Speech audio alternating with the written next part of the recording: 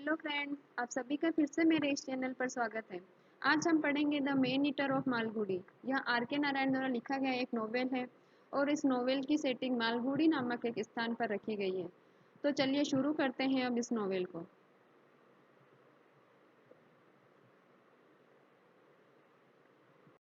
The main eater of Malgudi novel को शुरू करने से पहले हम इनके कैरेक्टर को जान लेते हैं।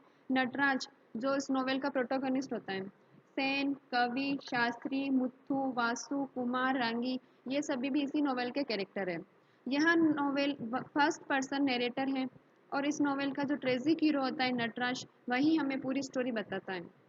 नटराज एक प्रिंटिंग प्रेस का मालिक होता है और वहाँ अपने फ्रेंड कवि, सेन और शास्त्री के साथ बैठ कर के बातें कर रहा होता है। शास्त्री जो है उसकी प्रिंटिंग प्रेस में काम करने वाला एक कर्मचारी भी होता है उसका और फ्रेंड भी होता है। तो उसी समय कोई एक अननोन व्यक्ति आता है और वह उनकी बिना परमिशन के ही उनकी प्रिंटिंग प्रेस के अंदर आ जाता है। तो नटराज उससे पूछता है कि तुम कौन हो।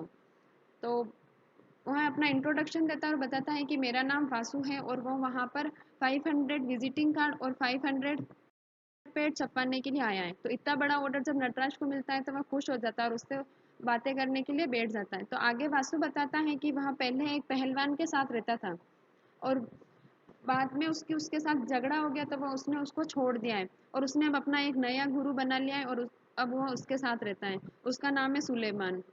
उसके नए गुरु ने उसको जानवरों को मार करके और उनकी खाल में भूसा भरने की कला सिखाई है और वहाँ अब एक टैक्सीडर्मिस्ट बन गया है। टैक्सीडर्मिस्ट वहाँ होते हैं जो मरे हुए जानवरों की खाल में भूसा भर करके और उसकी सिलाई करके और उनको जिंदा जैसे जानवर होते हैं वैसा बना करके रख देते हैं। ये सारी बातें होने के बाद वहाँ से वासु चला जाता है और कुछ समय बाद क्या होता है कि नटराज अपने प्रिंटिंग प्रेस के ऊपर एक रूम खाली होता है। तो उसको उस रूम में उसने थोड़ा कुछ रख रखा होता है तो उसको खाली कर रहा होता है। तो वासु आता है और उस रूम को खाली होते हुए देख लेता है। तो वासु उस नटराज की बिना परमिशन के ही नेक्स्ट डे अपना सामान लेकर के आता है और वहाँ पर रहने लग जाता है। नटराज भी उससे डरता है क्योंकि उसका बिहेवियर बहुत ज़्यादा अग्रेसिव होता है और वह दिखने में जैसे एक पहलवान होता है वैसा होता है। तो वहाँ उसको कुछ नहीं बोलता, उसे लगता है कि वह थोड़े समय में इसको खाली कर करके चला जाएगा, लेकिन ऐसा नहीं होता है। वह थोड़े थोड़े दिन में कहीं गायब होता है लेकिन वापस वहीं पर आकर के रहने लग जाता है। नटराज उसको अपने लाइफ में मेन ईटर समझने लग जाता है क्योंकि उसने उसकी लाइफ में प्रॉब्लम खड़ी कर दिया। वहाँ घर पर भी परेशान रहता है और अपने प्रिंटिंग प्रेस पर भी परेशान रहता है। वह उससे छुटकारा पाना चाहता है लेकिन क्या होता है कि वह उससे डरता है तो उससे कभी कुछ बोल ही नहीं पाता है। थोड़े समय बाद एक दिन वासु नटराज को एक फॉरेस्ट ऑफिसर से मिलाता है और वह उससे उसकी बात करवाता है कि वह फॉरेस्ट ऑफिसर जो होता है वह अपनी एक बुक छपवाना चाहता है, गोल्डन थ्रोड। लेकिन उनकी यहाँ डील हो नहीं पाती है और कुछ ही समय में वासु के पास फॉरेस्ट डिपार्टमेंट से एक लेटर आता है और वह उससे इन्फॉर्म करते हैं कि वासु सिर्फ छोटे जानवर यानी डियर और डक इन सभी का शिकार कर सकता है। वह बड़े जानवर टाइगर और इन सबको नहीं मार सकता। तो जैसे ये लेटर पढ़ता है तो वासु को बहुत ज़्यादा गुस्सा आ जाता है और वहाँ उसी समय निश्चित कर लेता है कि अब वह क्या करेगा कि मेम्पी के फॉरेस्ट में जाकर के किसी बड़े जानवर को मारेगा और उस वन अधिकारी को चुनौती देकर ही रहेगा। और वह कहता है कि वह इस काम को ऐसे करेगा कि वहाँ पर कोई सबूत नहीं छोड़ेगा कि कोई उसे पकड़ भी सके या उसके खिलाफ कोई कार्रवाई कर सके।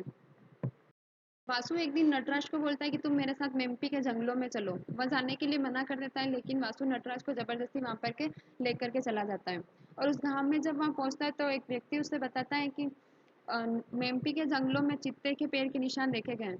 तो वासु अपनी जीप लेकर के वहां पर चला जाता है और नटराज को वहीं छोड़ करके चला जाता है। अब नटराज वहाँ प्रॉब्लम में फंस जाता है क्योंकि उसके पास वापस घर जाने के लिए पैसे भी नहीं होते हैं। तो वहाँ पास ही में एक चाय वाले की शॉप के यहाँ पर जाकर के बैठता है। उस चाय वाले की जो स्टॉल होती है उसका ओनर होता है मुत्थू। वह उसको अपनी प्रॉब्लम के बारे में बताता है तो वह उसको हेल्प करता है। वह उसको चाय ही नहीं पिलाता है बल्कि जब गाड़ी आती है तो उसको बिठाता है और ड्राइवर को बोल देता है कि जब ये मालगुड़ी जाकर के उतरे तब भी इससे किराया लेना। इसलिए वापस क्या होता है कि वासु एक चित्ते का शिकार करके और मालगुड़ी के आ जाता है वापस। और वह नटराज को बोलता है कि देखो मैंने उस फॉरेस्ट अधिकारी को धोखा दे दिया है। वन विभाग ने कोई सबूत नहीं छोड़ा है और उनको कोई सबूत नहीं मिलेगा जिससे वो मेरे खिलाफ कोई कार्रवाई भी कर सके। वासु नटराज को फिर अपने रूम में लेकर के जाता है और बताता है कि देखो मैं किस तरह मरे हुए जानवरों की खाल में भूसा भर करके उनको जीवित जैसा बना देता हूँ। वासु के रूम में जाकर के जब नटराज देखता है तो देखता है कि उसका रूम पूरी तरह सारे जानवरों की खालों से भरा हुआ है और उसके रूम में बहुत ज़्यादा स्मेल आ रही होती है। तो फिर उसे याद आता है कि इसके आस पड़ोस वाले सब लोग हमेशा कंप्लेन करते रहते हैं कि यहाँ पर बहुत ज़्यादा स्मेल आती है। तो उसे पता चलता है कि यहाँ स्मेल तो इसके रूम में से ही आती है कि वासु इन जानवरों की खालों को इतनी भर के रख रखा है, तो इस वजह से ये सारा एरिया स्मेल मारता है। जितने दिन तो हिम्मत नहीं कर पाया होता है कि उसको वासु को बोलने के लिए कि तुम ये रूम खाली कर दो, लेकिन उस दिन हिम्मत करके वासु को बोल देता है वो नटराज कि है ना तुम अब मेरा रूम खाली कर दो। लेकिन वह वासु जो होता है रूम खाली करने के लिए मना कर देता है और उससे ऊपर से धमकी देने लग जाता है कि जब मैं इस रूम में रहने आया था तब इस रूम की ख़राब कंडीशन थी, मैंने इसकी रिपेयरिंग करवाई है, उसमें भी मेरे पैसे लगे। और उल्टा जा कर के नटराज के ऊपर केस करके आ जाता है। अब नटराज प्रॉब्लम में फंस जाता है, कुछ समय तो वह किसी को नहीं बताता है और जैसे जैसे उसकी तारीख पास में आती है तो वहाँ फिर परेशान होकर के उसके शॉप पर एक वकील होता है, उसकी बेटी के उसने शादी के कार्ड छपवाए होते हैं। तो उससे मिलता है और उससे ये सारी बात बताता है। तो वह जो वकील होता है वह केस को लंबा खींचने में बहुत ज़्यादा फेमस होता है। तो वह बोलता है कि कोई बात नहीं, तुम्हारा काम हो जाएगा। उस वकील ने वासु के उस केस से नटराज को लंबी बेल दिला दी होती है। वासु की वजह से अब वो जो प्रॉब्लम में फंसने वाला था उससे उसको राहत मिल जाती है। और क्या होता है कि वो वकील अपनी बेटी के शादी के कार्ड छपवाता है तो वह उसे शादी के कार्ड का जो बिल बनता है वो तो नहीं देता है, लेकिन उल्टा नटराज से और पैसे ले लेता है। लेकिन नटराज अपनी इस प्रॉब्लम से निकल गया तो इसलिए वो और ज़्यादा खुश हो जाता है कि पैसे गए तो कोई बात नहीं। एक दिन वन अधिकारी होता है तो वह वासु के कमरे में जाता है और उस पे आरोप लगाता है कि मेम्पी के जंगलों में जो पशु गायब हो रहे हो जिन उनको तुम ही मार रहे हो, उनका तुम ही शिकार कर रहे हो। लेकिन वासु उसको चले जाने के लिए कहता है और बोलता है कि अगर तुम्हारे पास कोई सबूत है तो तुम अदालत में जाकर के पेश करना। अब वापस पता चलता है वासु के बारे में कि उसका जो संबंध है वो किसी गांव की एक औरत है रांगी, जो एक टेम्पल डांसर भी है और एक प्रोस्टिट्यूट भी है। उसके साथ उसका रिलेशन चल रहा है। उसके अलावा भी बहुत सारी औरतें हैं जो उसके रूम में हमेशा आती जाती रहती हैं। अब नटराज को जब ये बातें पता चलती तो वो बहुत ज़्यादा परेशान हो जाता है, लेकिन अब वो कुछ कर भी नहीं सकता है। मुथु अब जो नटराज का मेम्पी गांव में फ्रेंड बना था वह उससे मिलने के लिए आता है और वहाँ उससे मदद मांगता है कि उसके पास एक मंदिर का हाथी है जिसका नाम है कुमार। वह बीमार हो गया है और उसको अब उसका इलाज करवाना है। तो नटराज उसको बोलता है कि हाँ उसकी हेल्प करेगा। नटराज अब जानवरों के हॉस्पिटल का पता लगाता है और वापस मुथु को मैसेज करता है कि हाँ मैंने ना जानवरों के हॉस्पिटल का पता लगवा लिया है, अब तुम्हें हाथी को लेकर के यहीं आना पड़ेगा क्योंकि जानवरों के अस्पताल के जो उपकरण होते हैं वहाँ अस्पताल से बाहर नहीं लाया जा सकता उनको। तो जब मुथु ये बात अपने मंदिर में कहता है तो बहुत सारे लोग पहले इसका विरोध करते हैं कि नहीं इस बीमार हाथी को हम कहाँ लेकर के जाएंगे, लेकिन लास्ट में सब मान ही जाते हैं कि इसका इलाज कराना है तो इसको लेकर के जाना ही पड़ेगा। जैसे तैसे करके वो लोग उस हाथी को मालगुड़ी में लेकर के आ जाते हैं और उस हाथी का इलाज कराया जाता है और वो सही हो जाता है। उसी समय नटराज का जो एक फ्रेंड होता है कवि, उसने एक महाकाव्य लिखा होता है राधा कृष्ण के ऊपर, जहाँ राधा कृष्ण मिले थे। तो इसलिए उनके विवाह का समारोह मनाया जा रहा होता है। तो ये फंक्शन बहुत बड़ा होता है तो सब लोग गांव के चंदा दे दे करके और इस फंक्शन की तैयारियां कर रहे होते हैं। जब वासु को पता चलता है कि चंदा भी इकट्ठा हो रहा है तो वह कहता है कि ये चंदे की राशि जो है वो मैं इकट्ठा करूंगी, लेकिन सब लोग इतने बिजी होते हैं तो वो कहते हैं वासु को कि वह ठीक है तो ये काम तुम कर लो। एक दिन क्या होता है कि नटराज अपनी प्रिंटिंग प्रेस में देर रात तक मंदिर के सिलसिले में ये फंक्शन होने वाला है इसके लिए कोई काम कर रहा होता है। तो उसी समय वासु के रूम से रांगी उतर करके आ रही होती है। तो वहाँ आती है और नटराज से मिलती है और बताती है कि वासु के दिमाग में एक प्लान चल रहा है और वहाँ जब जुलूस निकलेगा तब जो हाथी निकलेगा उस समय अपनी विंडो से उसको गोली मार देगा। उसका मानना है कि उस हाथी जो है वो जिंदा हाथी से भी ज़्यादा मरा हुआ जाती उस हाथी जो है उसके लिए ज़्यादा कीमती है। नटराज के माइंड में एक ही बात चल रही होती है कि उसको जा कर के वासु से बात करनी। तो नेक्स्ट डे वह वासु के पास जाता है और वह इससे उस बारे में बात करता है कि मुझे तुम्हारा प्लान पता चल गया है कि तुम अब इस हाथी को मार दोगे। तो वासु इस बात पे बहुत गुस्सा हो जाता है कि यह बात उसको रागी ने ही जाके बताई है, तो वह रागी पर गुस्सा करता है। लेकिन जैसे तैसे अब नटराज उसको मनाता है कि तुम मान जाओ, ये सब मत करो, ये हाथी को मार करके तुम्हें क्या मिलेगा, लेकिन वह तो अपने प्लान पर बस अड़ा रहता है कि मैं तो उसको को मार कर ही रहूँगा। नटराज वापस मंदिर में जाकर के तैयारियां करने लग जाता है और तैयारियां करते करते भी उसके माइंड में यही बात चल रही होती है कि अब वहाँ बच नहीं पाएगा हाथी कुमार जो है। तो उसी समय उसको चक्कर आ जाते हैं और वह गिर जाता है, तो उसको सब लोग उसके घर पर लेके जाते हैं और उसके फ्रेंड्स बाद में उसको पूछते हैं कि क्या हुआ है। तो रागी ने जो बात बताई होती है कि वासु का ये प्लान चल रहा है, तो वह उसके फ्रेंड्स को बता देता है। तो उसके फ्रेंड उसी समय इंस्पेक्टर को इन्फॉर्म करते हैं और वो वहाँ पर आता है। तो वह बोलता है कि हमारे पास कोई सबूत नहीं है, तो हम कुछ नहीं कर सकते।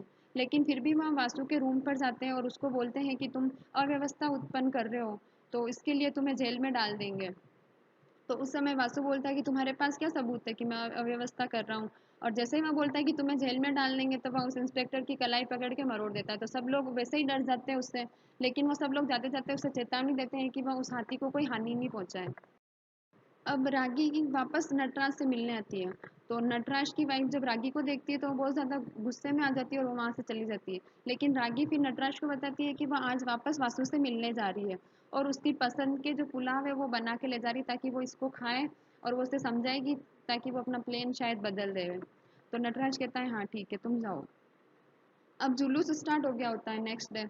और जब वासु के घर के बाहर से ये जुलूस जा रहा होता है, तो नटराज सोचता है कि वह एक बार उससे जा कर के वापस मिल के आ जाए, ताकि शायद वो अपना प्लान बदल दे, इस हाथी को छोड़ दें। नटराज वासु के रूम में जाता है और देखता है कि वासु तो आराम से चेयर पर सो रहा होता है और उसकी जो गन होती है वो उसी पास में ही फर्श पर पड़ी होती है। तो वह एक बार सोचता है कि वह इस गन को उठा करके और उसके सर पर रख देता है कि वो डर जाएगा और ये काम नहीं करेगा।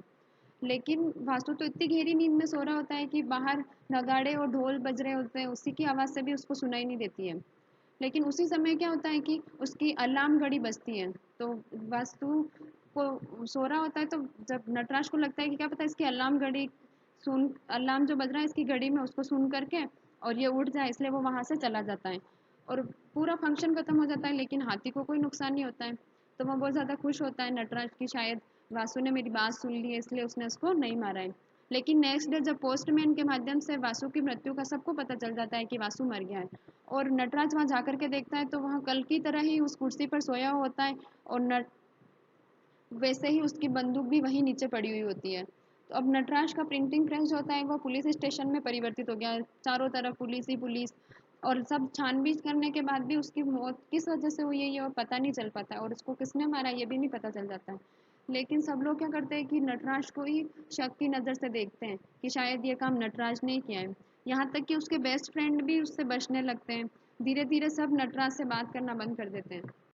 राज बहुत ज़्यादा अकेला पड़ जाता है, उसके बेस्ट फ्रेंड भी उससे मिलने नहीं आते हैं। एक दिन वह उसके फ्रेंड कवि को बुलाता है और वो उससे थोड़ी देर बात करता है, लेकिन उसका फ्रेंड भी उससे बात करते हुए अनकंफर्टेबल फील करता है, ऐसा दिखाता है और वो वहाँ से चला जाता है। राज बहुत ज़्यादा दुखी होता है और वह वापस कहता है कि मेन ईटर वासु जो था वो तो चला गया, लेकिन उसने उसकी लाइफ को ख़राब कर दिया। उसकी जो सम्मान था, उसकी जो मित्रता थी, वो सारी चीज़ें अब ख़त्म हो चुकी है। कोई उससे बात करना पसंद नहीं करता है।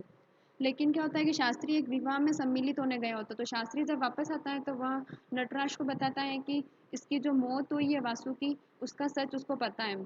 उसकी जो मौत हुई है उस दिन रागी उसी के साथ थी और वो अपनी चेयर पर ही बैठा हुआ था और सो गया था। तो सोते सोते उसके मुंह पर किसी एक मच्छर ने काटा, तो उसने जोर से अपने मुंह पर थप्पड़ मारा, तो उसी वजह से उसकी मौत हो गई है। जिस प्रकार भस्मासुर का अंत हुआ था, उसी प्रकार उस वासु मेन ईटर का भी अंत हो गया। बात सुनता है तो बहुत ज़्यादा खुश हो जाता है और वो समझ जाता है कि अब सब लोगों को जब ये बात पता चल जाएगी तो उस पर कोई भी शक नहीं करेगा और सब लोग अब उससे आकर के अच्छे से बात करेंगे। बुराई थी वो मिट गई है और अब अच्छाई की ही जीत होगी। सब लोगों को जब ये बात पता चल जाएगी तो सब लोग आकर के मेरे से बात करने लग जाएंगे। तो इस तरह ये थी ये पूरी नॉवेल आर के नारायण की। मुझे तो यह नॉवेल बहुत अच्छी लगी, आपको कैसी लगी कमेंट करके ज़रूर बताइएगा। Thank you for watching this video. Please like, share, subscribe this video.